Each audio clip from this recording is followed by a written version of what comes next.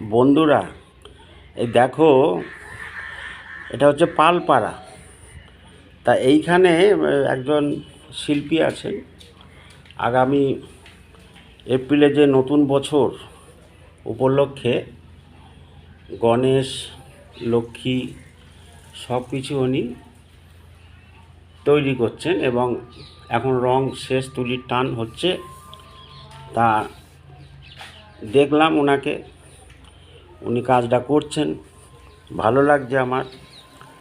এরকম একজনকে পেলাম এবং তোমাদেরও দেখাতে পারছি যে আগামী প্রস্তুতিটা এপ্রিল মাসে কেমন হচ্ছে আর কি। দাদা, আপনার নাম কি? শম্ভু পাল। শম্ভু পাল।